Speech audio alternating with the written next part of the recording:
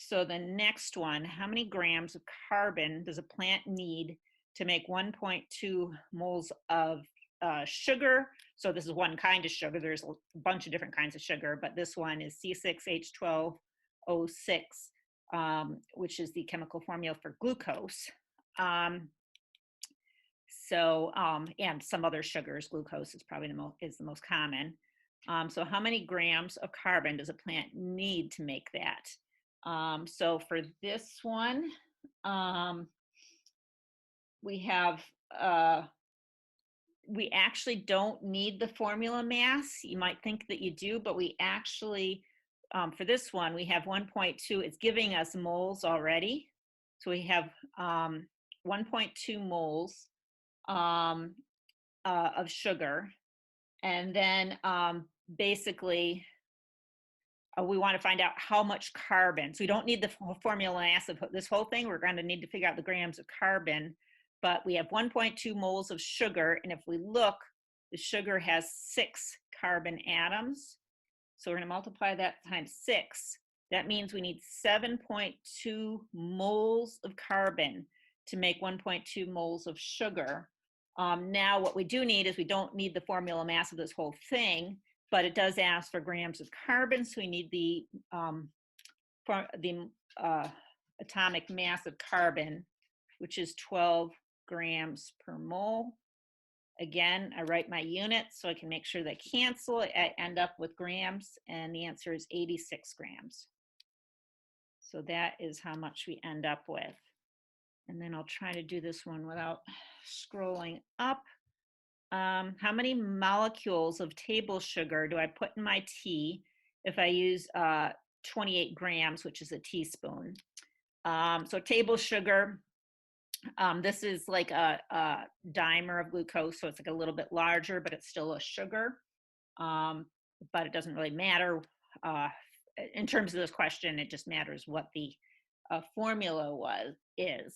Now, if we look at this one, it says how many molecules if I use this many grams. So this is one where we're going to go from grams, and then we have to go through moles because you can't get directly to molecules. We have to go through the mole. And so what we're going to do first is we're going to figure out, this time we do need to know the formula mass of sugar. So we've got carbon is got a mass of 12 grams per mole. There's 12 of them.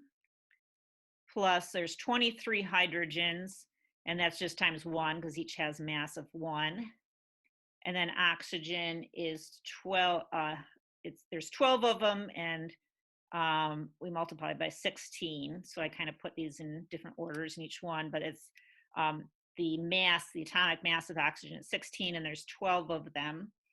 And then I'm going to multiply this all out, or indicate that the units for all of this is grams per mole. And when we multiply out, we get 359 grams per mole. So then I've got to go back and look how many molecules of table sugar do I put in my tea if I use 28 grams. So we've got 359 grams per mole. And then we have 28 grams. So in this case, we need to divide. So I'm going to put 28 grams here. And then we divide by 359 grams per mole. Again, how do I know I divide? I look at this and I see that if I divide 28 grams by 359 grams per mole, grams will cancel, and then the moles comes out on top. So that ends up being 0.78 moles. And then I'm running out of room here, so we're going to go up here. And so 0.078 moles. And again, we'll look at our questions. I often forget what I'm actually trying to solve for. It says how many molecules. So we have 0.078 moles. This is the part where we need Avogadro's number.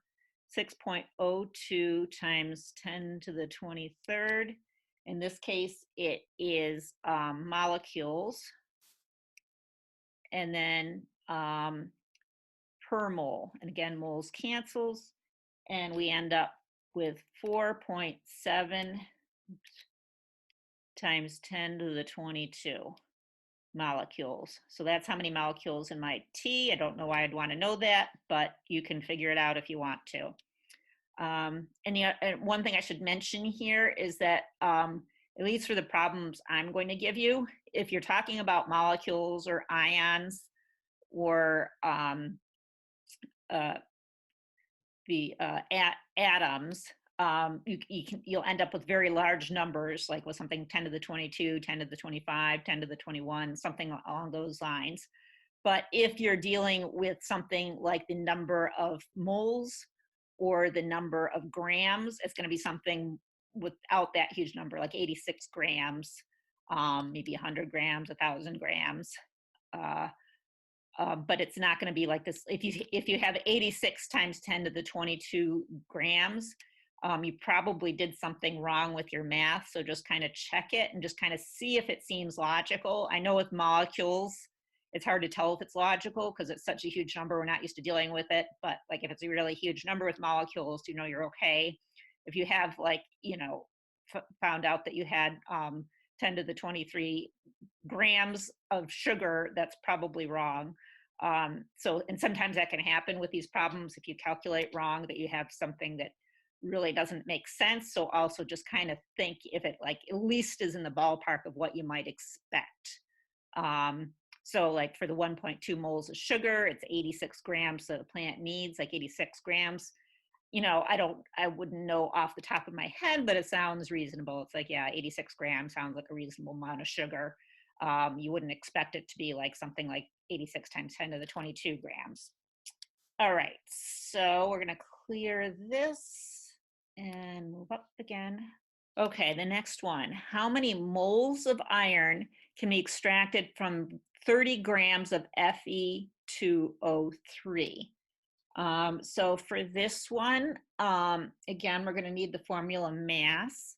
You very often do, like there's, sometimes you don't, but in this case we do. So Fe2O3, iron's 56 grams per mole, and there's 2 of them.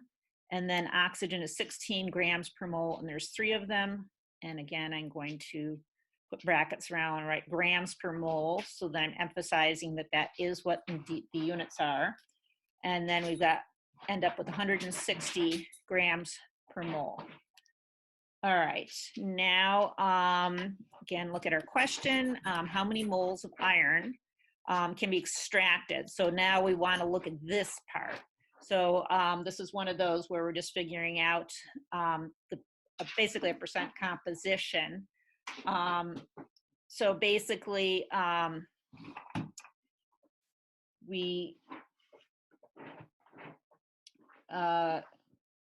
so it's 30 grams is what we have. And then we divide by 160 grams per mole. So again, I figure out that I need to divide because then I calculate, the grams cancels out and I end up with moles on top. So that's going to be 0.19 moles. So again, let's look at our question. So how many moles of iron? So this is the moles of iron can be extracted. So this is the moles of Fe2O3 we'd end up with. But if we look at this, if we extract it, means we're taking out the iron. So we'll end up with 2 irons per each mole of this stuff, the iron oxide, which is essentially rust. So basically, we multiply this number by 2, and we end up with 0.38 moles. And again, it does ask for moles, so we're all set. It doesn't ask for molecules or anything else. All right, so a conservator used 1.204 times 10 to the 24 atoms of AU's gold to renew the gilt on a chair. How many grams of gold did she use? So for this one, So again, this is one of those where we have to go, we're going to go from atoms to moles, and then we're going to go to grams. So it's one of those where you're going to got to go through the mole in the center. So first of all, 1.204 times 10 to the 24 atoms. And this is one of those where we use Avogadro's number. So in this case, I'm going to use the inverse of Avogadro's number, or I could divide by Avogadro's number. It essentially amounts to the same thing. This time I'll multiply by the inverse.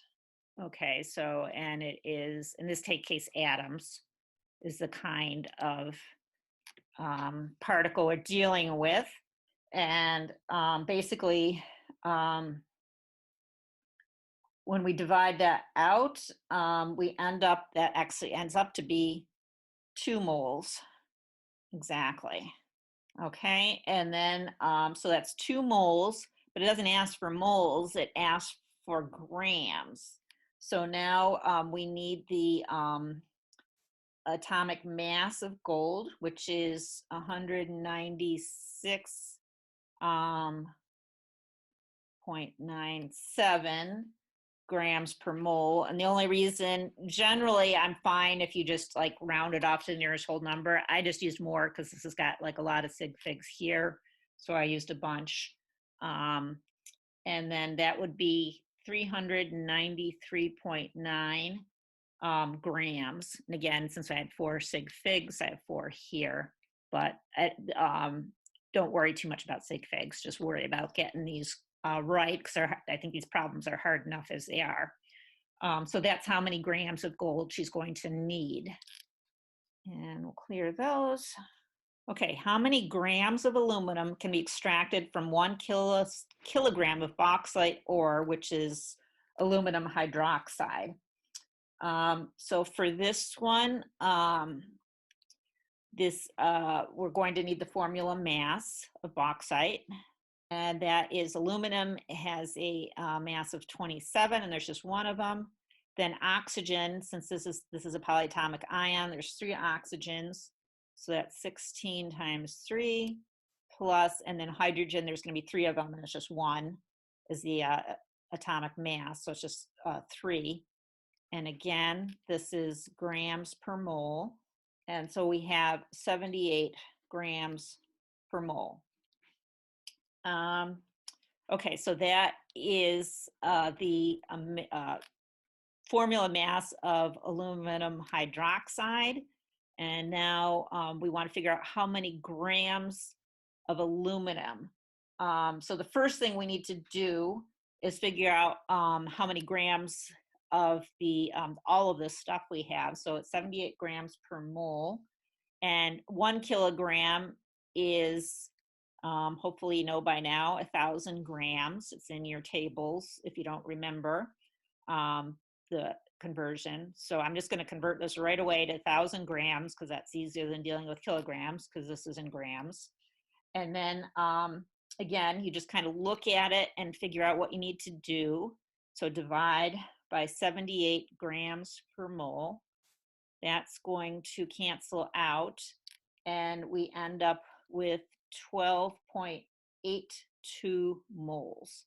So that's how many moles, but we don't want, so that's basically how many moles of aluminum hydroxide we have. So now, basically with this, it's how many grams of aluminum we can we extract. So there's just 1 aluminum in this. So we can extract 12.82 moles of aluminum. That's the number of moles that we can extract. And then we use the molar mass, which again for aluminum is 27, or the atomic mass, 27 grams per mole. And moles cancels, and we end up with 346 grams of aluminum. So that's how much we have.